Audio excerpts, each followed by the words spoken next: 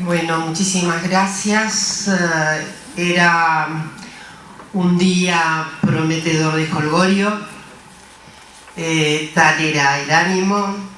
Es innegable que esta tragedia ha alterado completamente el programa, pero vamos a resistir y reencuadrar apenas algunas palabras. El CEMPAD, como ha dicho Rolo, ha cumplido una labor estratégica en esta región y ha sido pródiga en una enorme cantidad de productos científicos, pero también ha sido pródigo su trabajo en materia de vinculación con la comunidad. La verdad es que en el contexto general de transformación de este viejo organismo, ya es viejo, el surgimiento del Instituto Patagónico de Estudios Sociales, de Ciencias Sociales y Humanidades, y el propio laboratorio con la universidad muestran que las cooperaciones académicas no deben ser fortuitas, sino absolutamente motorizadoras de los planos de la formación y de la articulación de la ciencia y la tecnología. Son inescindibles las labores de la universidad con las labores científicas. El cuadro mayor que aquí está representado, creo que es el objetivo de dignificar la condición humana. El cometido de la ciencia es aumentar la dignidad humana. Y me parece que esto no solo se ha alcanzado ya, sino que es la promesa vigorosa que tiene el Instituto y el propio laboratorio en esta región y más allá de la región. De modo que en nombre del directorio del CONICET quisiera felicitar todos estos esfuerzos, congratular a las masas críticas rejuvenecidas que tiene el Instituto y el propio laboratorio, porque sin esa renovación demográfica, la propia ciencia extingue también su sentido. Estamos convencidas de que para aumentar la dignidad humana hace también falta aumentar la magnitud del conocimiento, democratizarlo y ponerlo al servicio de las gentes de carne y hueso. De modo que, muy simplemente, para que no se transforme esto en un acto demasiado largo, porque tenemos que tener el otro servicio que ustedes están esperando, decirles que es, si bien estamos atravesadas por una enorme congoja, también creo que la propia Diana reclama actos de resistencia y no detenernos en la búsqueda de justicia, justicia y justicia. Muchas gracias. Cuando hablamos de las condiciones equiparables entre los géneros, entendiendo que los géneros no son solo dos, seguramente ustedes ya saben perfectamente que hay una multitud de géneros y que efectivamente nuestro país en ese punto consagró una ley extraordinaria, que es la Ley de Identidad de Género, que es hasta el momento la ley que puede ser perfeccionable. Quería agradecer profundamente a la cátedra. Las emociones efectivamente juegan su pasada mala. A todas las queridas amigas que nos convocaron, muchísimas gracias. Y entonces decirles que la Ley de Identidad de Género de nuestro país es remarcable. Estamos sabiendo que el año pasado un país como Dinamarca se disponía a hacer una adaptación de la ley. Esa ley fue obviamente provocada en un inicio, creo, por la propia agencia, por la movilidad que produjo en la Argentina las diferentes agencias feministas. Hay plurigéneros y también hay una enorme capacidad de identidad entre diversas fórmulas feministas. el feminismo a mediados del siglo XIX fue siempre de diáspora. Hubo siempre una unidad principal de motivos, esto es rebelarse contra el patriarcado opresor, pero los motivos germinaron en sentidos muy diversificados. De modo que si se recorre el andarivel del siglo XIX se encontrará una germinación de movimientos feministas, algunos más vinculados inclusive a la cuestión creciente de las clases obreras, otros menos vinculados, otros con una óptica que tenía muchísimo que ver con una completa igualdad con los varones, en fin, pero el retablo general del siglo XIX era un retablo que acompañaba en alguna medida el sortilegio patriarcal del ancla del maternaje. Un ancla que de algún modo pervive en las diferentes identificaciones del feminismo del siglo XIX. Esto no lo podemos ignorar. En realidad, muchas feministas reconocían sus propias capacidades para remover los estatutos patriarcales desde una significación de la reproducción encomiable. Y esto tuvo una larga fórmula que se apartaba probablemente mucho de lo que podrían ser los derechos de las sexualidades y menos aún de las sexualidades divergentes. Esto es muy canónico en los inicios de ese feminismo. La página se dobló notablemente de los años 60, es decir, de mediados del siglo pasado para acá, en donde ingresaron con derecho propio regímenes que contestaban los viejos cauces feministas. Por lo tanto, la convocatoria a ser feministas no es una convocatoria a un modo único de percibirse. Decimos que hay muchas modalidades internas en nosotros de ser mujeres. Las mujeres son una pluralidad, los varones lo son, y en una mujer cohabitan muchos modos de ser mujer. De modo que no podríamos de ninguna manera sostener, aún por el combate notable contra los esencialismos que se libraron sobre todo en la segunda mitad del siglo pasado, porque de alguna manera, perdón por estas fórmulas un poco académicas, de alguna manera había algunos anclajes esencialistas, biologistas, etcétera, etcétera, en también las manifestaciones feministas.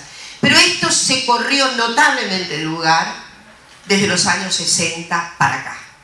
O sea, hubo una revuelta epistemológica, hubo una revuelta enorme de los significados acordados a las sexualidades y fueron mucho más vigentes estas que los modelos petrificados de sexo-género.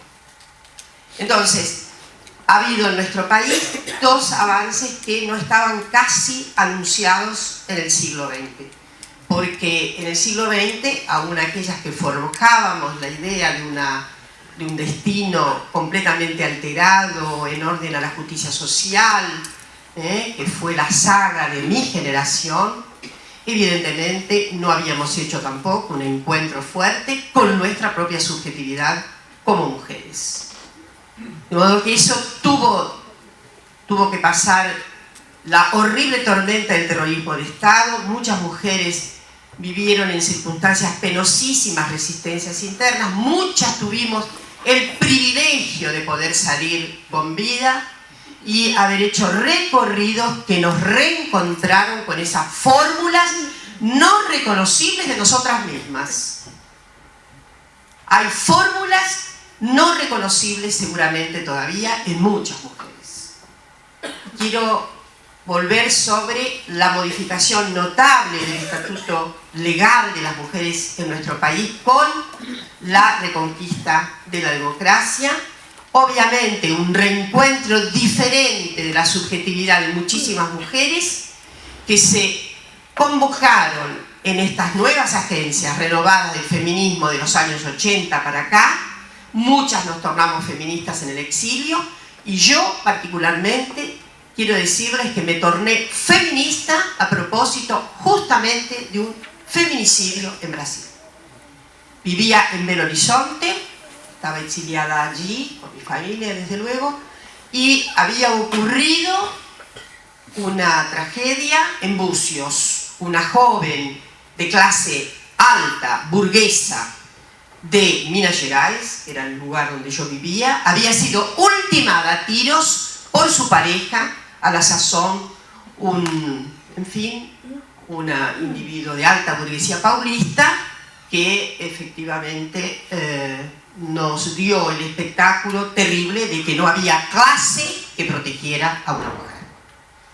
Y mis amigas en Belo Horizonte me llamaron, sobre todo, voy a contarles la anécdota, ¿no? Es decir, había todo un movimiento en torno del juicio que se seguía al victimario, y yo pude ver por la televisión la entrevista que le hicieron al abogado penalista agenciado por el homicida, uno de los más notables penalistas de Brasil, una de las figuras más descollantes del derecho penal de Brasil, que seguramente también era a la sazón uno de los abogados más caros que había en Brasil, decir en la televisión, cuando una entrevistadora le preguntó cómo iba a ser la clave de la defensa del matador. Y este buen señor, sin ningún tapujo, dijo: va a ser muy sencillo, porque aquí lo que se va a anteponer es la legítima defensa del honor. ¿Ven? Esto es lo que da. En realidad, la legítima defensa del honor era lo que figuraba en los códigos penales. El Código Penal argentino se modifica en el 21, perdón por esta lata, pero deben saber. Esa modificación, ustedes saben que el Estado era un copatrocinador del homicidio. ¿Por qué? Porque el Estado facultaba, ¿no?, a hacer menos penosa la sanción de un individuo que justamente defendía la honra a propósito de lo que podría ser el adulterio, que fungía como adulterio porque tampoco se podía constatar, ¿no? Pero en fin, un marido, ustedes saben que era adúltero solo si amancebaba a continuidad a una mujer. Pero una mujer era vista en una condición equívoca y era una adúltera, está claro. De modo que, ¿por qué digo que esto lo ha contado muchísimas feministas? Sobre todo me parece que el trazo patriarcal del Estado es incontestable, y sobre todo si se analiza el orden jurídico que efectivamente vertebra la estructura misma del Estado. De modo que había una coparticipación. El Código Penal autorizaba al cónyuge ofendido a ultimar a la mujer. Esto se revoca más o menos en nuestro país en 1921, pero en la mayoría de los códigos penales de América Latina subsistió la figura de legítima defensa del honor. Nosotros en el 21 tuvimos la suerte de una amenidad. ¿Saben lo que apareció? Emoción violenta. Se amenizó el cuadro. La emoción violenta tomó el lugar. Pues ustedes se imaginan la transformación jurídica desde aquel momento hasta la sanción que revocó justamente o que recondicionó la penalidad por feminicidio. Feminicidio es el nombre justo porque femicidio es la muerte de una mujer. Ahora, el feminicidio lo es por su condición de género. Y les voy a decir más, nuestra ley en ese punto, que podemos discutir si las feministas somos tan punitivistas, ¿no?, que es una de las críticas, ¿por qué las feministas que hemos sido tan confraternas con los débiles, los hostilizados, aunque no fueran mujeres, ¿no? ¿Por qué ahora nos hemos puesto tan punitivistas? Ustedes saben que hay una corriente jurídica que se llama abolicionista. Hay varios abolicionismos, hay abolicionismos con relación a el fin de la constitución reglamentaria. Nosotros somos un país abolicionista, y también hoy día se llama abolicionismo a todas las fórmulas que desde el orden jurídico rechazan la idea de punir a los individuos. Porque es muy interesante lo que dicen, hay una fuerte corriente en este sentido en Holanda, en los Países Bajos han sido muy importantes los tratadistas abolicionistas, pero también hay una gran jurista española, Elena Larrauri, que ha levantado, que es feminista, y ha levantado la cuestión de por qué las mujeres nos vamos a tornar punitivistas, cuando en realidad deberíamos reclamar, quién sabe, otro tipo de procedimientos, de, en fin, de tratamientos para intervenir. No, evidentemente, no dice que no haya ninguna molestia por parte de los agravios que sufre una mujer, pero proponen otras fórmulas que no es del caso. El abolicionismo en general rechaza la idea de autor material de una circunstancia por la autoría, es decir, por las condiciones sociales. ¿Qué pasó?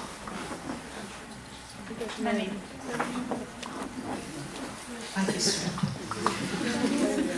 Bueno, quiero decirles que, ¿por qué? Porque el abolicionismo dice que la autoría individual no existe, lo que existe es unas condiciones sociales que llevan a las personas a determinado tipo de conductas antisociales. La verdad es que las feministas no andamos buscando punición, punición y punición. Estamos buscando justicia, nada más. Y la Argentina efectivamente ingresó en el mapa de los países que han llevado al Código Penal a una maximización de las penas por feminicidio. No es el único país, hay varios países en América Latina. Si ustedes revisan, es el artículo 80, no dice feminicidio. La figura está planteada en términos que, bueno, está claramente asociado a ultimar por condición de género a una mujer. Pero, a renglón seguido, también debo decirles que esta alteración del artículo 80 es muy interesante, porque se refiere también al homicidio que se comete por odio sexual, por odio de género, por odio de la identidad sexual que tiene el otro, por odio xenófobo. ¿Está claro? O sea, debemos recordar esto, porque a veces se dice, bueno, las mujeres además han conseguido una punición exacerbada, prisión perpetua, dice, pero, perdón, no son solamente las mujeres. La ley efectivamente contempla todos los casos de homicidio en los que está en juego la integridad sexual, la identidad sexual de la otra persona y aún la identidad étnica. Entonces debe saberse esto. Acá hay muchas maestras, profesoras y profesores, y esto es fundamental que se sepa. Inclusive el concepto, ¿por qué llegamos a esto? Yo no soy de las que cree, ustedes saben que yo tenía que hablar de género, políticas públicas y universidad, pero he hecho una alteración completa del programa. Porque me parece mucho más interesante esto que lo otro. Podemos reflexionar si al final sobre qué clase de políticas públicas necesitamos para que estas circunstancias se extingan, para que estas dolorosas, espantosas circunstancias no ocurran nunca más. Entonces no quiero perder el hilo. Quiero decirles que en materia de feminicidios no creemos, la estantería de las feministas se mueve en un sentido o en otro, pero creo que la mayoría estamos más o menos firmes en una conclusión. La hostilidad contra las mujeres es una nervadura central de construcción de nuestra sociedad. Está en la base del poder simbólico que domina la sociedad. Es decir, el patriarcado que se inventó probablemente, no sé, 20.000, 30.000 años atrás, no es constitutivo de la especie humana. El triunfo del patriarcado es habernos hecho creer a las mujeres que era inevitable, sustancial y trascendental. Quien sabe, dependía de un orden sagrado. Dios lo quiso así. Dios está absolutamente relevado de cualquier culpa en la mano. El invento es estrictamente humano, no tiene nada que ver con lo biológico, les puedo asegurar, y además tampoco hay en la biología, y acá hay grandes figuras que me van a acompañar, la biología es un diseño, pero no es una construcción, no es una arquitectura. Además, sabemos que la biología a menudo, y eso pasa mucho en el sistema educativo, se hace creer que ese dictatum es biológico, que es esencial, que así son las mujeres, que así son los varones. Son producto de un tiempo, de una época, no tienen nada que ver con esencia, con procesos biológicos. La biología está alteradísima, se comporta hasta peor que la condición humana. Porque la verdad es que, ¿cuál es la norma biológica? La biología hace lo que puede, pero por favor no la torturemos poniéndole ninguna moral. Es cierto que acá tengo una discusión con mi querido amigo Alberto Cornbly, que me dice, no, Dora, pero hay algunas especies primates que tienen comportamientos mutuales. Y yo le digo, Alberto, los primates no filosofan. Entonces, la verdad es que la ética es una construcción fenomenal. Claro que es una construcción que ha radicado diferenciales, que se ha posicionado respecto de quien domina la especie. Y así nos ha ido. Entonces, la verdad es que la biología no tiene nada que ver. Miren, hay circunstancias tremendas en la vida biológica. No se pueden dar como un ejemplo. Vean y cúmplase el mandato natural. Por favor, sáquenlo de la cartilla escolar. No hay ningún mandato natural. Observen lo que es capaz de hacer una chanchita que a veces hasta se come a su cría. En fin, hay especies, y aquí yo voy a mencionar a alguien que fue muy amigo de las feministas, muy caluroso varón amigo, Stephen Jay Gould, un gran paleontólogo cuyos textos deberían ser hoy de cierta obligación en la vida escolar, ¿no? La falsa medida del hombre, por ejemplo, es un texto extraordinario, y el otro, cuyo nombre... El pulgar del panda es otro, y después garras de no importa, ya va a salir, no estaba previsto. Ese es extraordinario, ese es yo diría es toda una información sobre, vean que la naturaleza no tiene ningún cálculo moral, hace lo que puede, y a veces hace cosas tremendamente irritantes para la moral que podemos consumir. De modo que sáquense miren, la biología es una formidable ciencia blanda, que debería estar más del lado de las ciencias sociales que del otro, pero vaya a saber, por una articulación de sentidos decimonónico, todavía figura en el otro renglón. El patriarcado ha sido siniestro con los propios varones. El patriarcado ha sido siniestro con los propios varones. Les ha dado autorización, legitimización para pensar que el cuerpo femenino está a su disposición. Primero, si eso es así, quiere decir que los que no son canónicamente varones no pueden entrar en el cuadro del sujetamiento sexual de las mujeres. De modo que ha excluido el patriarcado no solo al 51% de la humanidad. Agréguense los díscolos y díscolas de la sexualidad, sobre todo los varones díscolos. Y ustedes comprenderán que el patriarcado tiene unas ínfulas como si representara realmente a la humanidad. Bien, la violencia es obviamente la marca central del patriarcado, es su marca. Su marca es violenta, es la marca del sujetamiento, y son marcas simbólicas que están obviamente en nuestros cóncavos, en nuestras reservas más profundas, en nuestros dispositivos casi automáticos. Por lo tanto, se hace todos los días, recupera su fuerza en el seno de nuestros hogares. Es en el seno de nuestros hogares donde el monstruo crece se alimenta. En el seno de nuestros hogares hacemos discrepancias, tareas de niñas, tareas de niños.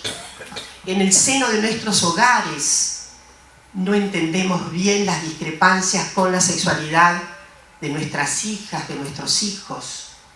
Es allí que se nutre el monstruo. Luego se pone robusto en todas las esferas institucionales. Y les voy a dar una pésima noticia. La educación es central en la tarea de aumentar la potencia del monstruo. Es central, de modo que yo quiero ir cerrando porque me interesan mucho más las preguntas. Tenemos 10 años de educación sexual, pero hay mentalidades que efectivamente parece que en verdad son sexopáticas. Tienen miedo. ¿Qué puede ser esto sino un indicio de la sexopatía? ¿Qué tan tenebroso es esto de hablar libre, argumentativamente, autónomamente, de la cuestión que es inexorable en nuestra humana condición?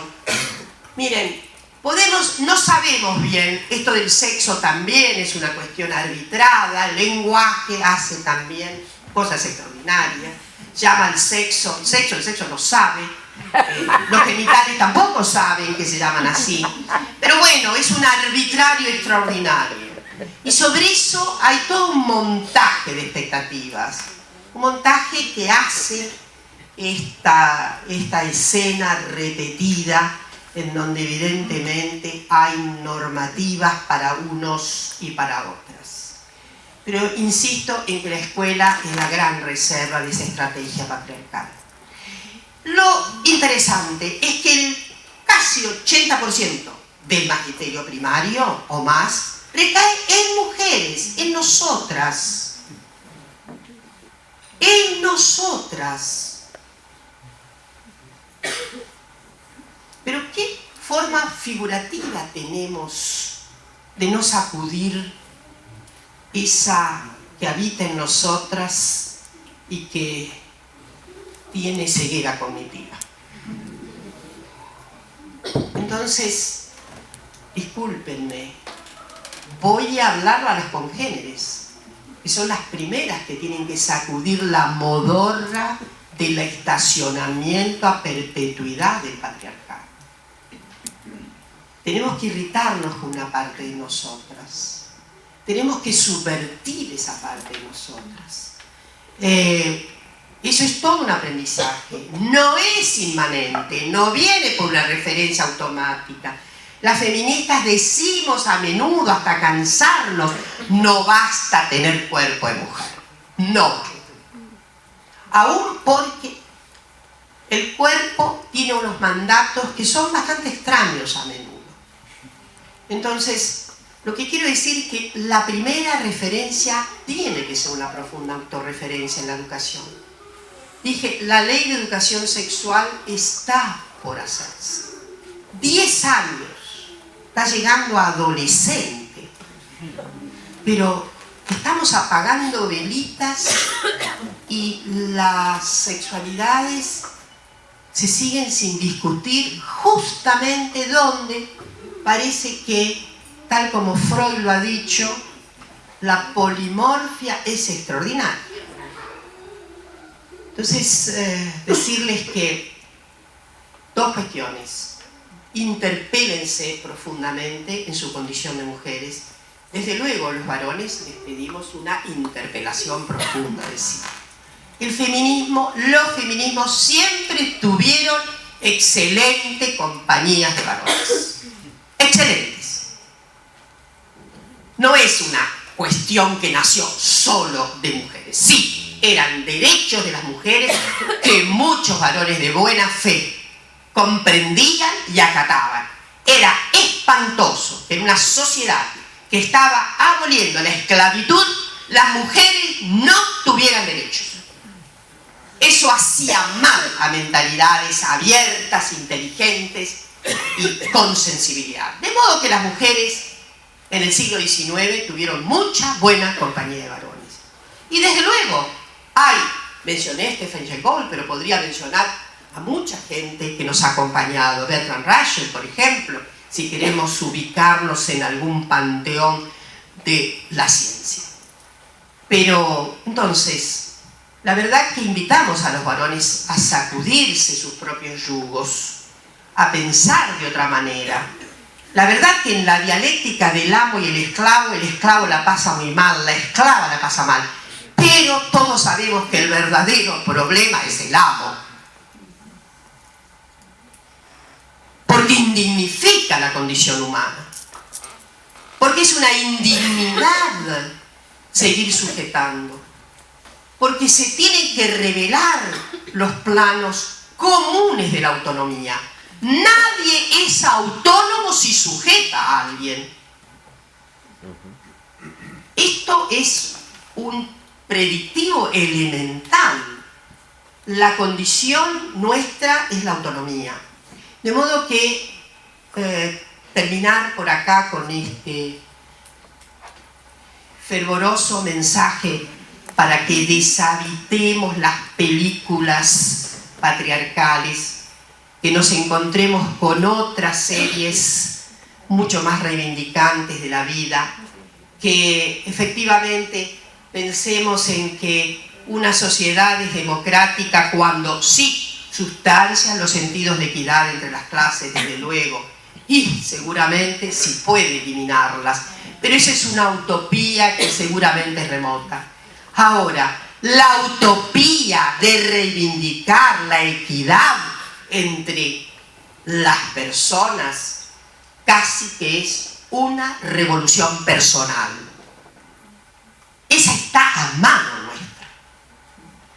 Revocar nuestras manifestaciones más acendradas, desconfiar de los códigos, es una obligación extraordinaria que se da la humanidad, más allá de lo que pueda pensar, quién sabe, algún primate. Es una extraordinaria condición de posibilidad que ustedes alternen nada menos que con la forja de la formación humana. Es un privilegio transmitir lenguajes, es un privilegio transmitir sociabilidades. Tiene que ser un privilegio transmitir equidad, igualdad, justo trato. No se trata de que nadie piense que el derecho que crece en las que están postergadas, en los que están postergados, afecta mis derechos, a menos que se sea de muy mala fe, a menos que haya una entrañable incomprensión de la condición humana, de la condición de posibilidad de los seres humanos. Por lo tanto, animarlos a que, una vez más, fracturen los códigos patriarcales que sobre todo las congéneres llevamos adentro. No tengan miedo, no es necesario adherir. Miren, la Confederación de los Feminismos está abierta, se ha hecho completamente popular. La verdad que se terminaron, creo, para mi gusto, los viejos feminismos de capilla, que podían ser exclusivos y excluyentes, ¿por qué no? Hay algunos feminismos que todavía marcan, ¿no? Voy a contarles una anécdota y con esto quiero terminar. Había una escritora británica hacia 1900, había mucha mujer inglesa, obviamente, en el combustible y los derechos, y había muchas personas de nuestras congéneres que, siendo muy inteligentes, recuerdo que Beatrice Berg, por ejemplo, que era tan esforzada, militante fabiana a favor de los derechos de las clases trabajadoras, y que incluso hubo un excelente ensayo de ella a propósito del trabajo femenino hostilizado, vilipendiado, etc. Pero ella no quería ser feminista. Bueno, estaba en su derecho. Pero, en fin, no importa. Eso es lo de menos. Lo que importa es cómo reverbera la idea del derecho como persona que tengo. ¿Qué importa la inscripción partidaria en el feminismo? Eso es lo de menos. No nos interesa. Esta escritora británica que había zafado de las redes tremendas de la malla moral victoriana, de una burguesía que era aplastadora en el sentido de la convención de lo que debía ser una mujer y lo que debía ser un varón, etc. Así les iba, porque había muchísimos muchachos que era homosexual pero que de eso no se hablaba, no se podía. En fin, esta inglesa, a propósito de ciertas manifestaciones, tal vez un poco cerradas, un poco de circulación estrecha, le preguntaban por qué no se tornaba feminista y ella dijo, bueno, no me salí de las garras del patriarcado para caer en ciertos círculos que me dicen que tengo que hacer esto y lo otro. Evidente. Comprendo perfectamente ese razonamiento. Bueno, sean libres, escojan las fórmulas feministas que ustedes quieran. Hoy hay un feminismo de derrame popular que está en todos y cualquier sentido. Hay muchos varones profeministas, lo celebramos, porque se han tornado mucho más libertarios. Entonces no hay nada, hay un espectáculo mayor de la humanidad que ver a la gente sosteniendo autonomía, equidad e igualdad. Muchas gracias. Es muy difícil, es una circunstancia complejísima resituarse, tomar la decisión e ir adelante. Hay desde luego, hay aspectos psicológicos, pero hay aspectos gravemente sociales también. Voy a tratar los sociales que, miren, no se puede acompañar ningún programa contra la violencia si al mismo tiempo no se sacan todas las marcas que infringen derechos de las mujeres en el mercado laboral. Porque hay una primera posición de oprimida que es, bueno, cómo me las arreglo, sobre todo cuando hay hijos. Entonces eso también pesa en un sentido moral. Es increíble, pero hay una construcción moral de eso. ¿Cómo hago con los chicos? ¿Qué hago? Mejor me aguanto, etc. Eso es menos psicológico que social. Desde luego, la malla psicológica está muy analizada. Es muy, muy complejo, porque la articulación es relacional y el victimario siempre le promete que mejora. Y después de cada golpe, la deja medio tirada al piso, etc. Y luego viene la reacción, probablemente salir de la casa, etc. Ese libro que el individuo la procura, la busca y le dice que le jura por Dios, María Santísima y todos los otros santos y demás, que es la última vez, y así la historia se va repitiendo. El problema que tenemos es cómo resolver lo que sería una capacidad renovada en una mujer que he diseñado como casi un prototipo, que existe en todas las clases, desde luego en las clases sociales subalternas, pero aún en las clases, en las mujeres de alta posición económica, ahí una podría decir, también a veces hay efectos, sociales, pero no del grado de enjundia de la opresión social. Me refiero que hay manifestaciones sociales, a veces hay enredos económicos también. Conozco algunos casos que están muy enredados económicamente, con empresas, etc. Digo, ese factoreo es de tipo social, no es una malla psicológica. Pero de todas maneras debe pensarse que sí, una mujer insistentemente golpeada es una mujer que tiene un aprendizaje fatal hacia la desvalorización. Su aprendizaje es desvalorizarse. Entonces, ¿cómo se sale de esto? Ahí es donde hay que diseñar políticas públicas muy enérgicas. No se trata solo de la judicialización de los casos. Hay casos que yo no no lo llevaría en un orden judicial. Esto es todo un debate que hay, pero podemos decir que en general las propias feministas que se ocupan del derecho saben muy bien que no todos los casos son judicializables, en el sentido de que hay casos tomados muy a tiempo, que lo que importa es sacar a la víctima de su lugar, más importante que la cuestión de llevar al estrado judicial. Pero una vez que llega al estrado judicial, no es sana colita de rana. No puede haber ni probation, no puede haber ninguno de ese tipo de cosas que han aumentado. En algunos lugares se ha suspendido, sí, lo que se llama la suspensión del juicio a prueba. Las abogadas saben muy bien, tampoco es una medida, pero en fin, lo que quiero decir es que nosotras en el esquema argentino de ninguna manera se compadece con intervenciones de mediación. Mediación para la violencia no puede haber, ¿está claro? Ahora, lo que debe haber sí es una fuerte intervención del Estado.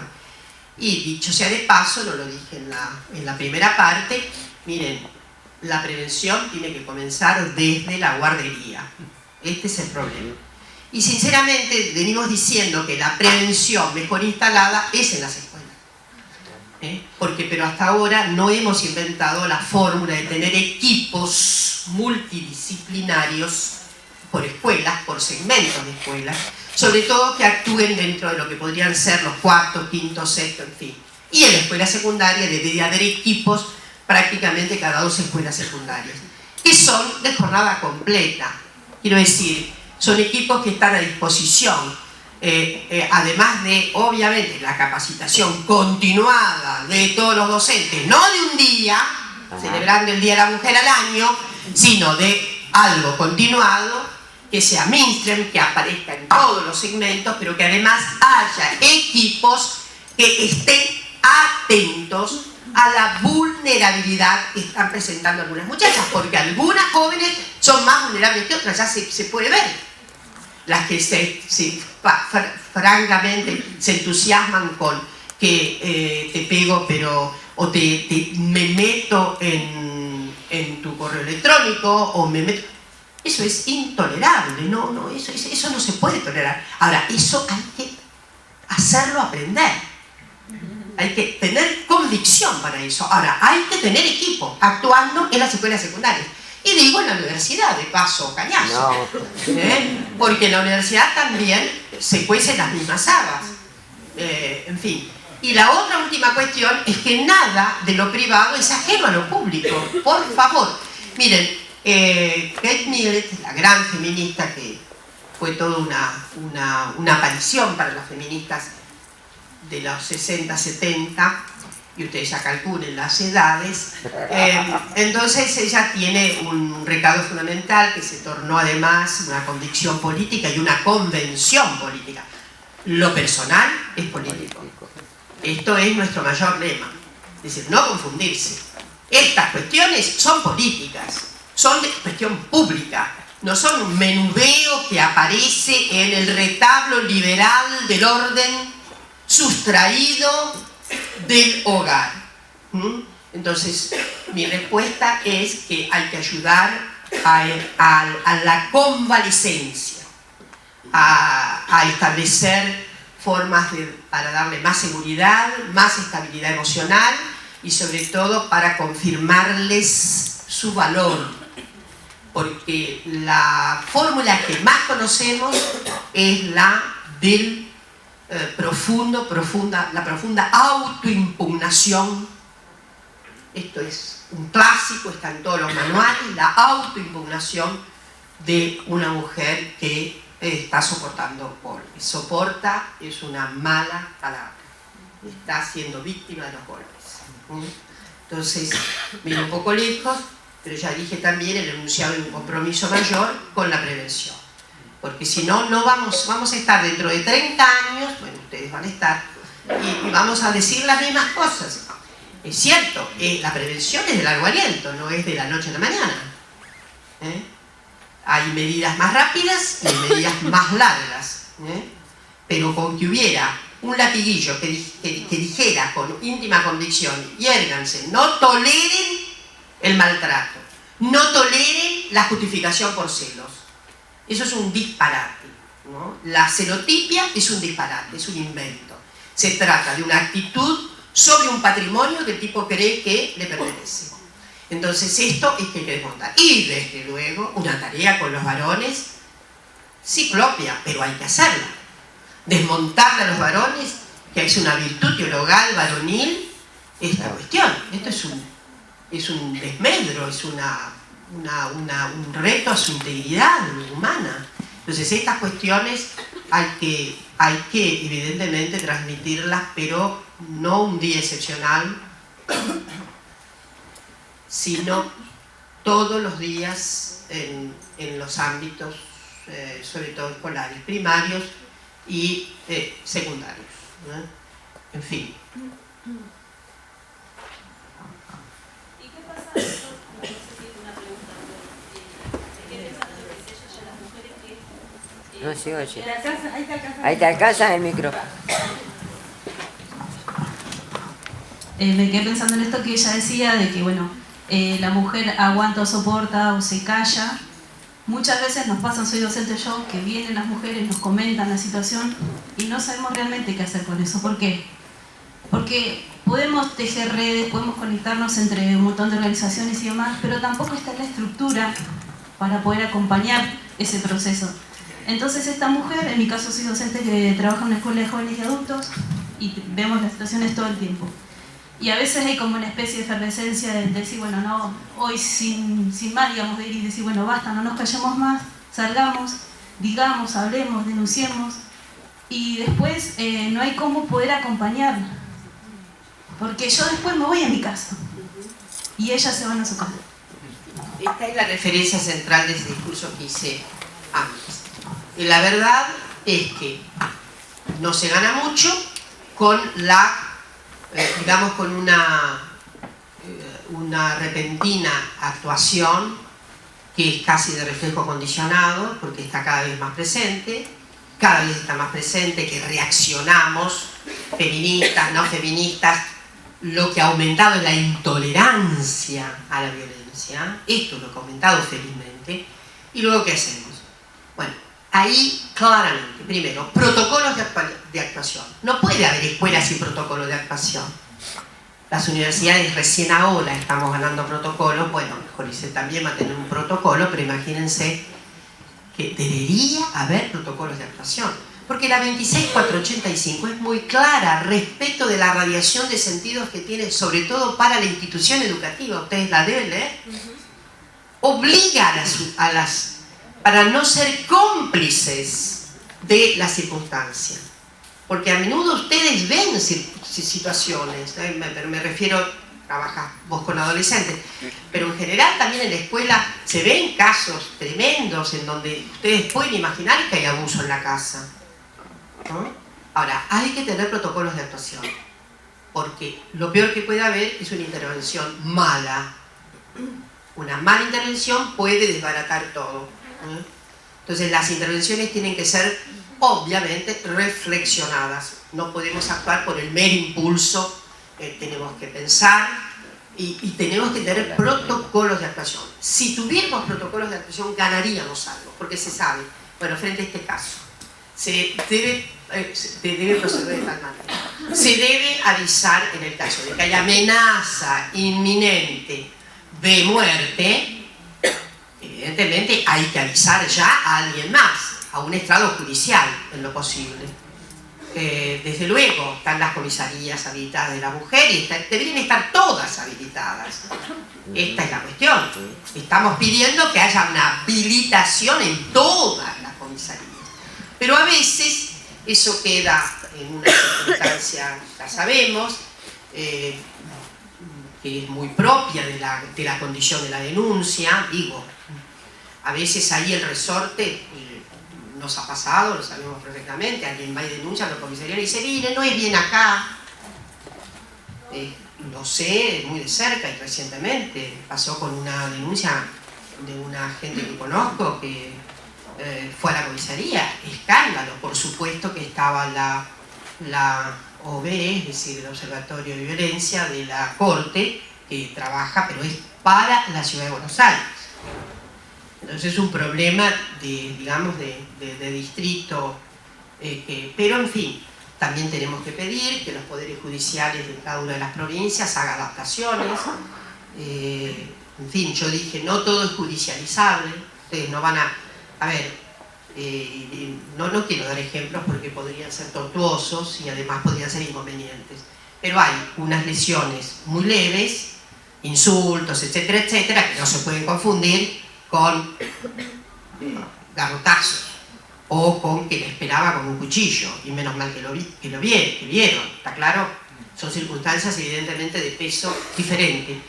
En algunos casos conviene no judicializar, porque la verdad es que no es el buen derrotero. En otros casos es inexorable la judicialización. Ahora, la verdad es que se debe pensar en circunstancias muy intermedias, ¿no? En aparatos intermedios, que no son estrictamente ni la justicia ni la institución particular que interviene, que debería haber aparatos intermedios, pero bueno, estamos para diseñar eso. Cuanto más ideas nazcan, más fecunda será la posibilidad de resolver, pero de inmediato protocolo. La segunda cuestión, urgente pedir que haya equipamientos especializados. Por ejemplo, ¿por qué no un radio de 4 escuelas primarias no puede tener un equipo que va rotando y que va indagando?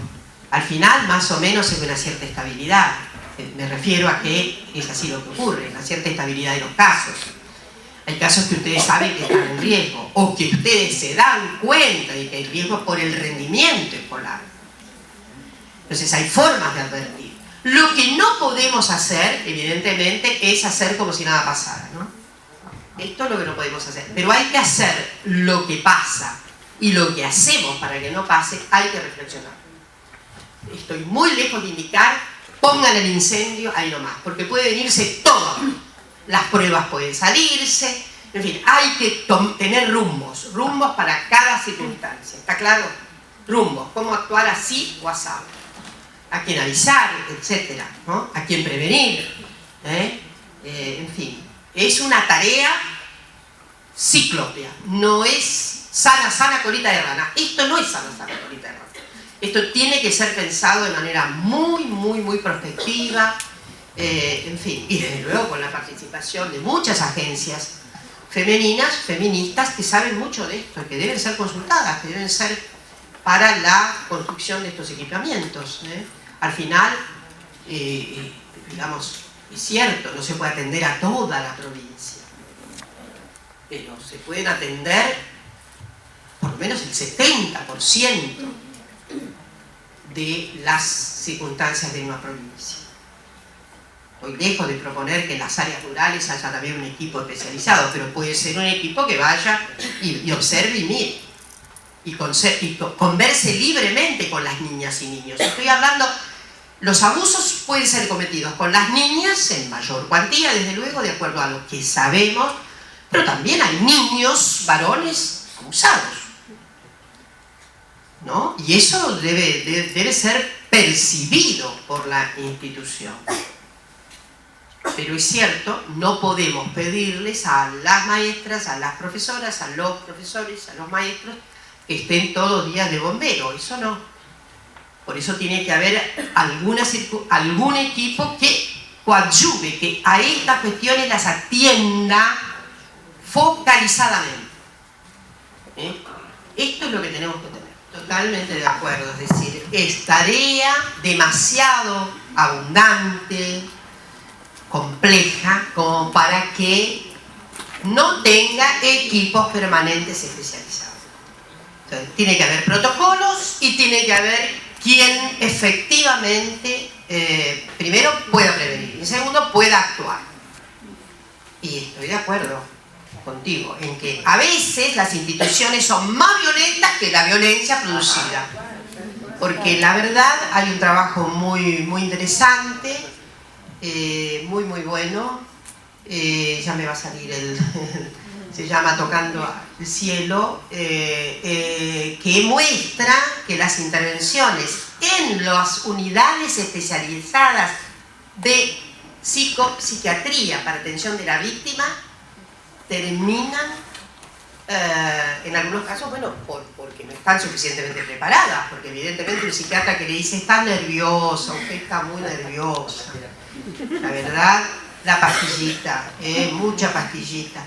Hay circunstancias que son en sí mismas yo diría un fortalecimiento de la consustanciación del esquema de coparticipación valorativa.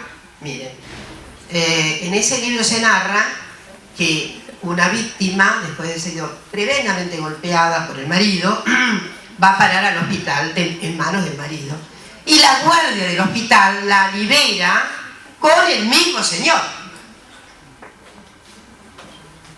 Si eso no es coparticipar en el delito, me pregunto qué es. Pero la libera, después le quebró el brazo, entonces le ponen el yeso, etc. Y entonces es esto de la metáfora que me viene sana sana, colita de rana, se va con el individuo. La regresa a casa con el individuo. La verdad que ahí era de actuación. Ustedes saben que además tenemos un problema con el concepto de lesiones leves, que es todo un problema. Lesiones leves viene obviamente del orden médico. Y son las lesiones reversibles, ¿no? Ahora sí, no le sacó el ojo, se lo dejó rojo, así, etcétera. El tiempo se puso en su lugar. Tiene otro. Y eso se llama lesión leve. La reversibilidad de la lesión está fijando si es leve o no. Por supuesto que tampoco la justicia, cuando actúa, inclusive haciendo justicia, porque tenemos que pensar que las víctimas son las víctimas, que aún pasando por procesos judiciales, voy a decirles algo, no sé cómo está la justicia en Chubut. En algunos lugares se ha avanzado mucho. La verdad que en algunos lugares la justicia está mucho más atenta. La justicia de primera instancia a veces hace fallos espantosos, pero pero casación revisa. Yo he visto 140 fallos de los más recientes, después de inclusive de la ley de identidad de género y tal, que evidentemente han acomodado la ley, porque les voy a decir algo, la Argentina tiene constitución nacional, felizmente, pero por encima de la constitución están las convenciones. Y la CEDAW es una convención que no solamente la debemos acatar, sino que está en el plexo constitucional. La Argentina es la única república de América Latina que tiene en su plexo constitucional también, es una sobremarca, es una metamarca, porque ya se sabe que tenemos que adherir a la convención, significa que nos ponemos debajo de la convención. La constitución queda abajo de la convención. Entonces la CEDAW está incorporada, somos suscriptores, pero ya está incorporada en el plexo constitucional. Las renovadas constituciones de América Latina, Bolivia, que es puntillosa, me parece excelente, en lo que tiene que ver con la equidad étnica, es puntillosa. Esa es una, ustedes revísenla, hay varios artículos que se refiere, claro, es una nación plurinacional. Entonces revélase fuertemente el cometido. Con relación a la equidad de género se dice, pero no es una constitución completamente renovada, la de Ecuador también, la de Venezuela, pero la que se lleva la marca fuerte en ese punto, pongámonos contentas, es la 94, la del 1994 de Argentina, porque había muchas feministas en la convención. Y la otra convención, que no les hemos dicho, pero que todos los jueces finalmente se cuadran, es Belén do Pará, que ya cumplió 20 años, ¿no? En el 14. Y que obviamente esa se niega. Entonces, cuando ustedes ven los fallos, se dan cuenta de que hay un enunciado que en un momento dice, vista las convenciones internacionales fijadas, porque les digo, si acá no se hace justicia con relación a estas cuestiones tan graves, hay justicia internacional, se puede ir a la Corte Interamericana de Derechos Humanos. Y la verdad que la Corte ha hecho fallos notables. De modo que lo mismo, tenemos protocolos facultativos para acceder, porque podíamos tener CEDAW y no tener el protocolo que nos facultaba, para acceder a la CEDAW, ¿no?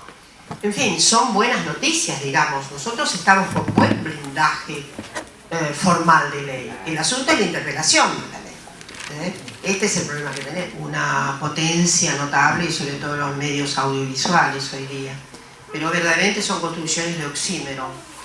Han aprendido mucho acerca de los derechos, pero no vacilan en poner fotografías que exoneran justamente esa idea de derecho. La verdad es que creo que hay que hacer pactos con los medios. No estoy de acuerdo con hacer una ley inmediata y tal, no resuelve. En España, en algunas comunidades se han ensayado pactos y la verdad es que se cumplen. Obviamente ahí las agencias feministas han tenido mucho que hacer y los consejos comunales que se encargan de las cuestiones inherentes a los intereses de las mujeres. Entonces hay que hacer pactos. La segunda cuestión, sí, la violación de los protocolos de la violencia institucional es casi, yo diría, el pan, es la moneda corriente. Ahora, y encuentro que eso vulnera inclusive principios constitucionales, ¿no? No me imagino que sea de otra manera. Vulnera. Ahora, hay la cuestión, y quiero ser prudente, es en realidad de una escala institucional muy particular, porque se trata nada menos que del brazo de seguridad de la nación, que es quien infringe.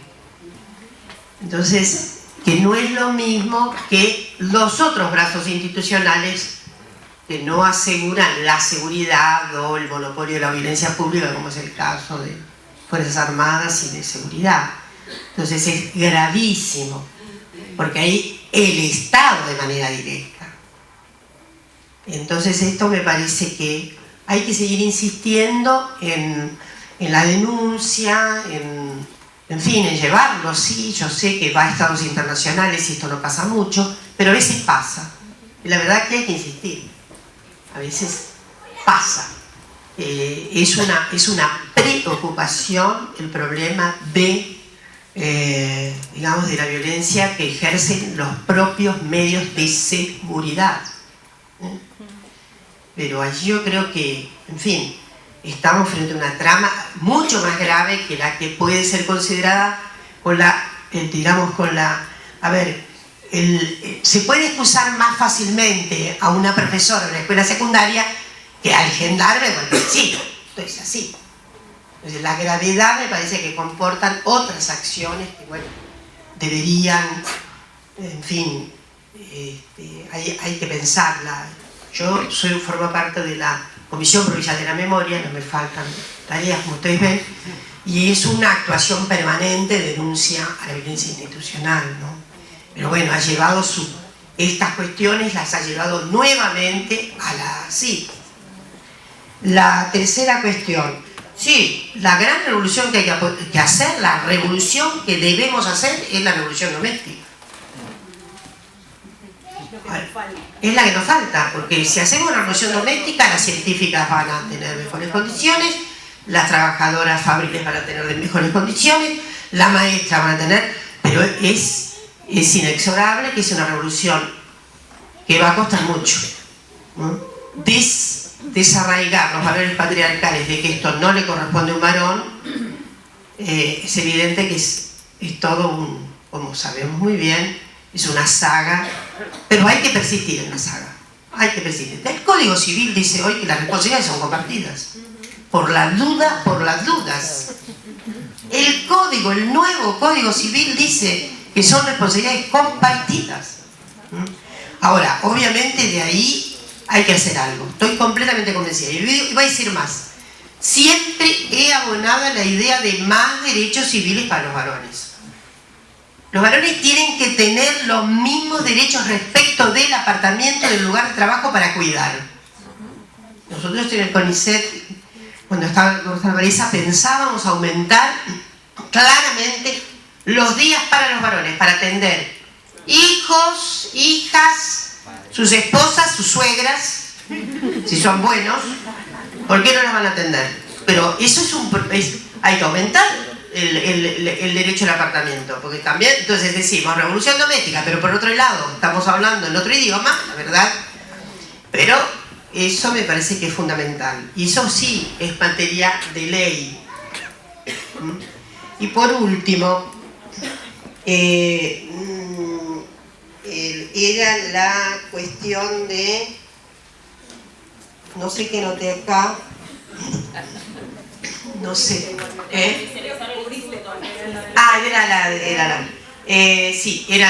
Sí, tenemos que tener, sin duda, la revolución que está más a mano de nosotras es la personal y la doméstica.